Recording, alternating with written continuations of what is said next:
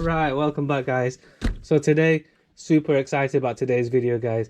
Today I get to convert my Outcast A-Test RTR, which is completely stock, into an EXB. So what I want to do guys is quickly show you the parts that I have bought to make this EXB conversion happen.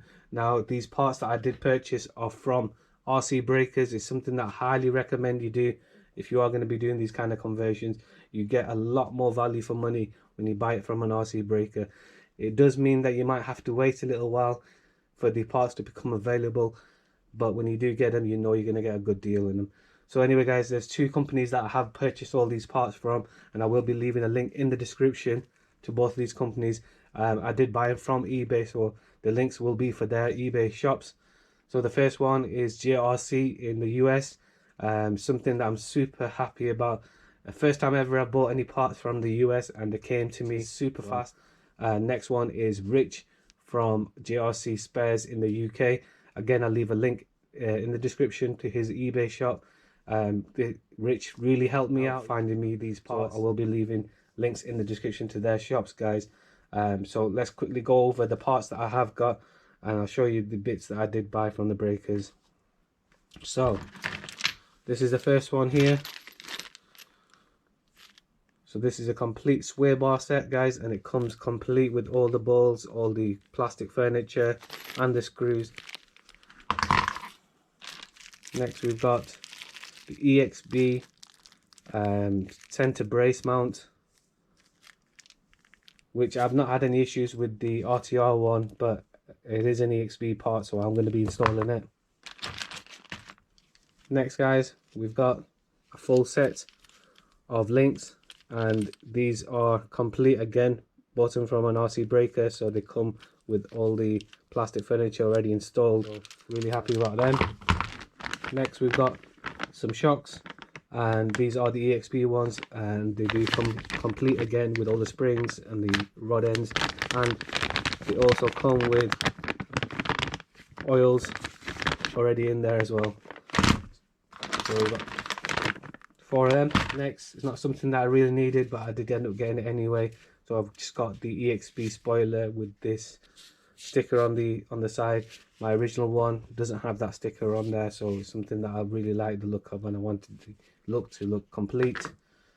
We've got the rear bumper in case I need that as well, and I've got a set of the EXB motor mounts with the 39 tooth spur as well. I have got the stock electronics, and I will be putting that straight into this EXB for now, just to see how everything goes. If I do feel it's underpowered, then I will probably end up going for something different altogether, but for now that's what we're going to use. And as I'm doing the strip down and the conversion, I'm going to do a bit of maintenance as well, and it's something that is probably going to be worn down by now. So these are the full hinge pin carrier sets. It's brand new again from an RC breaker, so you get all the screws and everything else with it. Because I'm going to have it all opened up, I'm going to just refresh the fluid in the center diff as well. So we've got some 20 million weight fluid, and this is from Traxxas. That's the number there, so we'll probably start TRX5040. Next we've got the EXB chassis. This is brand new, there's no marks on there, and this actually came all the way from America. So guys, really happy about the condition it's arrived to me in. Can't wait to install that. And then lastly guys, the whole reason why I wanted to do this conversion really is for this body. This body looks absolutely amazing. Really looks really nice. It's probably one of the best bodies that Arrma do, I think, in my eyes. Really like this matte black with the gloss writing on there as well. So I have already gone ahead and shoegood this body up, and having a quick look at my RTR body, I have had that on there for a good little while now, and it's taken an absolute punishment. I have gone to town in these areas here, just around here. I have actually damaged the RTR body, and then going to the back, I have gone to town in these areas here. These are bits that do tend to break off. So that's the body.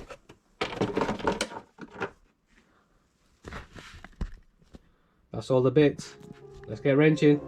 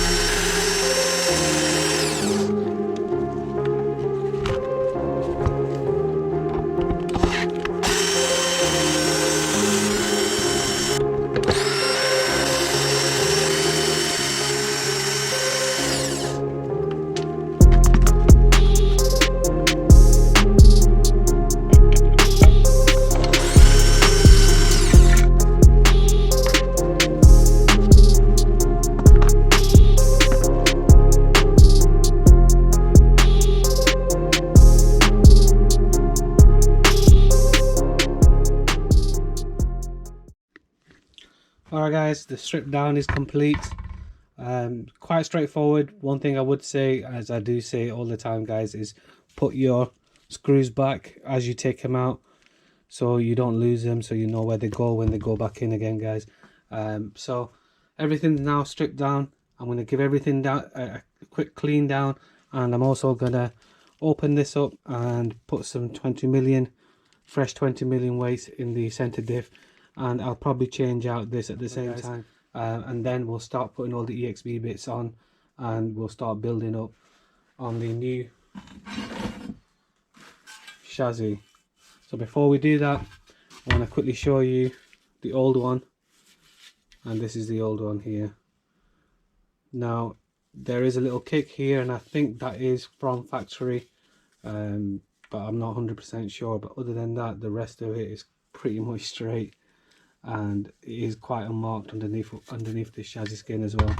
So really happy with that. But this one here is a lot stronger. So guys, let me sort out the center diff and get that camera, and then we'll start getting all these other bits put on as well.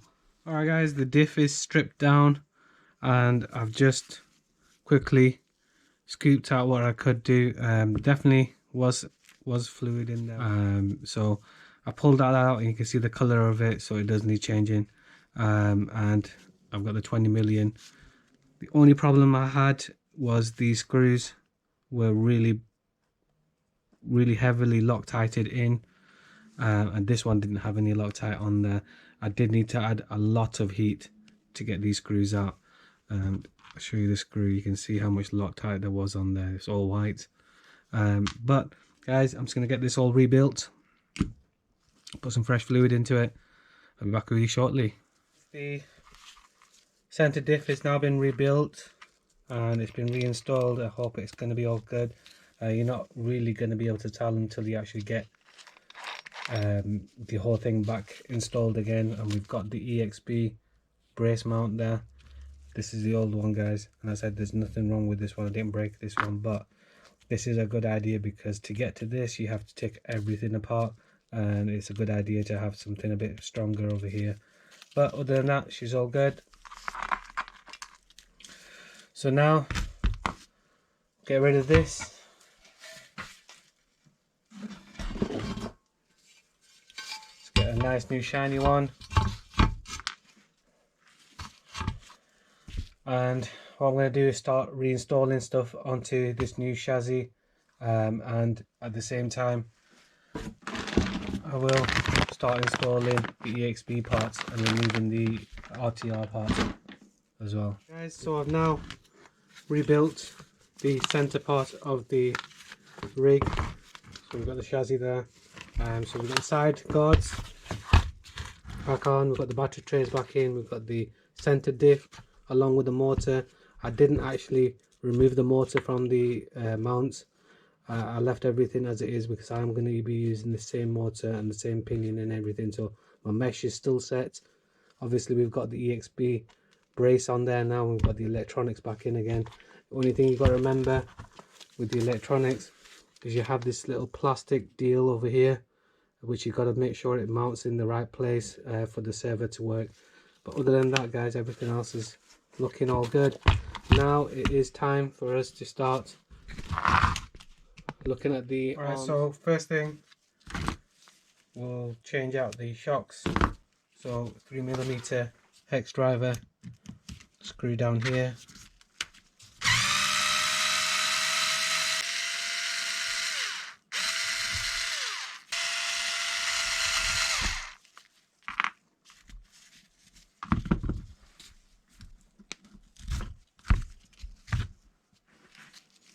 That's the old one, and this is a new one, guys. The size difference in the shock shafts, and then difference in the ends as well.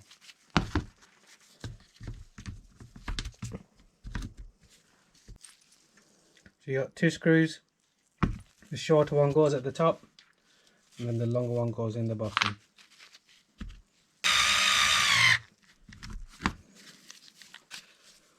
Now we'll have a look at this steering linkage at the back here. So I've removed the steering linkage and it looks like it's the same kind of principle where you've got a 10mm hex at the top here, then you've got your 2.5mm, sorry, a 10mm nut on the top, sort of.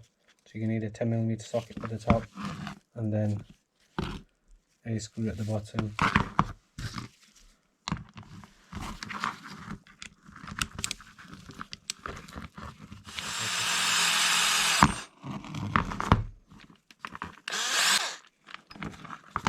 So there's one steering linkage removed.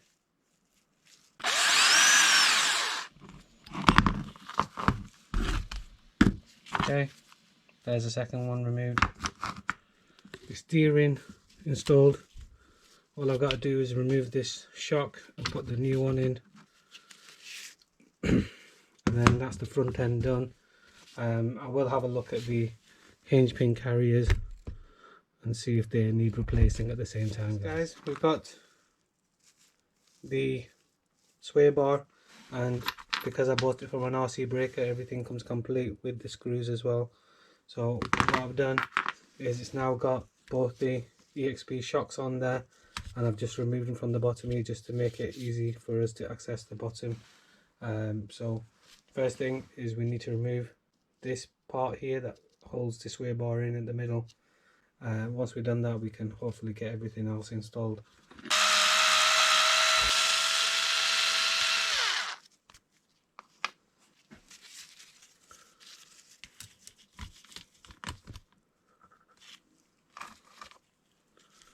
I'm just going to put this back on again.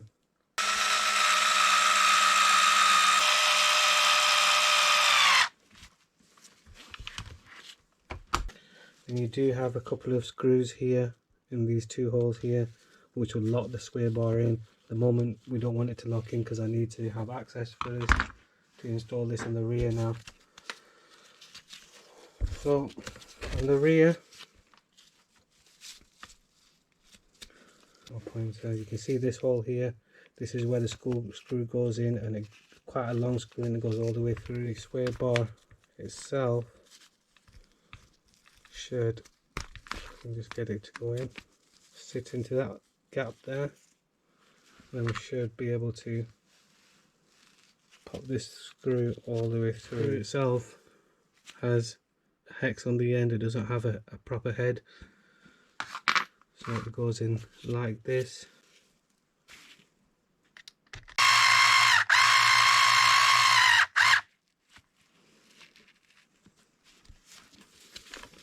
That's one side in, and then do the same on the other side.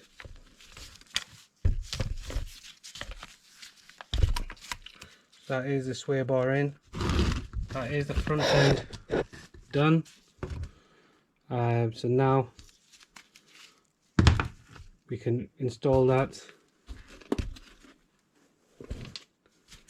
I can have a quick look at this here. So this is the rear linkages to install. It looks like it should be quite straightforward. We've got two screws, we've got one here, should just come straight back out, and we've got another one here with a nut on the end of it, so it should just be a case of removing them and just replacing these links. So guys, I'm going to get that done off camera to save some time. Be back with you shortly. Alright guys, so that is now all the EXB parts installed. So this is the rear that we've just been working on. So we've got the rear linkage on there, we've got the EXB shocks on there, and we've got the sway bar installed as well, guys. So pretty straightforward. Now I think we're ready to start installing everything back onto the chassis and buttoning everything up. I did check my hinge pin carriers and they were all good, so I have replaced the ones that I needed to replace. But other than that, guys, everything else was quite straightforward. So I'm just going to get everything put back onto the chassis itself. I'll do that off camera again just to save some time, but it's just the opposite of what we did to remove everything. Alright guys, finally it's all complete. So we've got everything back on here. I had no problems reinstalling anything. Lights are back on and everything seems to be working fine, but the test's going to be when we put some power to it. So let me get some batteries in it and let me just get it raised up off the bench. Alright, so we've got some batteries in there. Let's switch the controller on.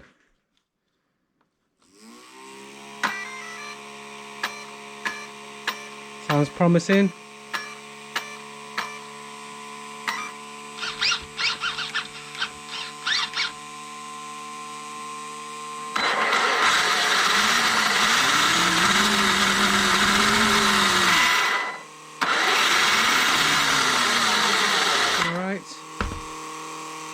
The switcher off. I do have a broken fan blade, and to be honest with you, I will change it out at some point, but I didn't fancy tackling that fan today as well. But guys, everything else looks all good on here. All I've got left to do now is transfer all the plastics off the old one, off the old body, onto the new one, guys. So I'm going to get that done quickly as well off camera, and once that's done, she will be ready. It's finally complete. So the body is now complete. It's got all the plastic hardware, and it's got all my mods that I've done to the RTR. I've just transferred it over to the Outcast body. So we've got the LiPo checker, an alarm buzzer, which I've taken the speakers away from now, so it's just a LiPo checker for me, and it's just glued in. So she is complete.